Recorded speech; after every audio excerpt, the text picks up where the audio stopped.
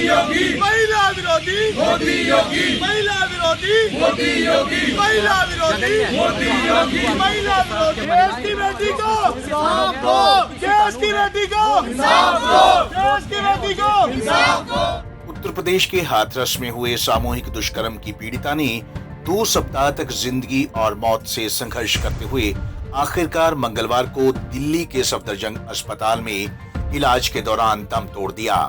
इसके बाद से देश में गुस्से का माहौल है। आज भी देश में जगह जगह पीड़िता को न्याय दिलाने के लिए प्रदर्शन किए गए। इसी कड़ी में चंडीगढ़ में कांग्रेस की ओर से अलग अलग जगहों पर प्रदर्शन किए गए, कैंडल मार्च निकाले गए। इस दौरान कांग्रेस प्रदेशाध्यक्ष प्रदीप छाबड़ा ने यूपी की बीजेपी सरकार पर जमकर निशाना साधा और यूपी के सीएम योगी के इस्तीफे की मांग की। जो हरकत कल रात को 2:30 बजे बच्ची के उस बेटी के देश की जो बेटी है हाथरस की, उसका शव जलाया गया, इससे बुरा इस देश में कभी ना हुआ है ना होगा। और हम तो यूपी जी को यही सलाह देते हैं, अजय कुमार बिष्ट जी, सन्यासियों के बस का राज चलाना नहीं होता, आप अपने आश्रम में वापस चले जाएं और यहाँ की सत्ता जो है लोगों को सौंप दें, दोबारा से लोगों को मैंडेट देने के लिए तैयार करें। क्योंकि हर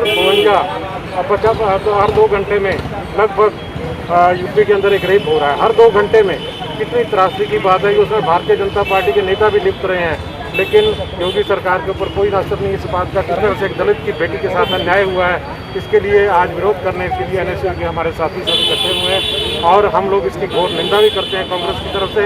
और जब तक उस बेटी को इंसाफ नहीं मिलता, ये हमारा प्रोटेस्ट जारी रहेगा। वहीं अंबाला में भी मामले में न्याय की मांग करते हुए अलग अलग जगहों पर प्रदर्शन किए गए। प्रदर्शनकारियों ने इस घिनौने कांड की निंदा करते हुए अपराधियों के लिए मौत की सजा देने की मांग की। मैं ओंकार नाथी, अध्यक्ष नागरिक मंच व पांडव दल और उनके सभी सदस्य संजय राठी, राघव वेद, जॉनी सोनकर, पिंटा, जो उत्तर प्रदेश के हाथरस में गैंग रेप हुआ है, उस गैंग रेप के ऊपर जो पीड़िता है उसको इंसाफ देने के लिए आज हम सब यहाँ इकट्ठे हुए हैं और हम सरकार से ये मांग करते हैं कि इस तरह के जो अपराधी हैं उनको ऐसी सज़ा दी जाए ताकि आने वाले समय में वो एक नज़ीर बन सके, सार्वजनिक तौर पे उनको सज़ा दी जाए। मेरा तो ये कहना है, ना पर्चा, ना खर्चा, ना जेल, ना बेल, सीधा इनकाउंटर। ऐसे अपराधियों को किसी तरह की कोई रियायत नहीं दी जानी। जो यूपी में मोदी सरकार और योगी सरकार बैठी है, उससे आग्रह करता हूँ कि ये जो जंगल राज आपकी सरकार की आंख और कान के नीचे फैलता जा रहा है, इसको रोकें।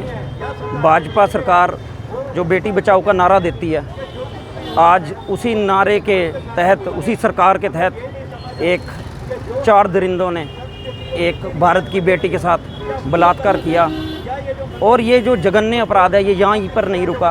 उसके बाद उस बच्ची की, उस बेटी की, उस बहन की जीभ काट दी गई, उसके बाद उसकी रीढ़ की हड्डी तोड़ दी गई। और ये जो गूंगी बहरी सरकारें बैठी हैं, इनके कानों पर जूं तक नहीं रेंगी।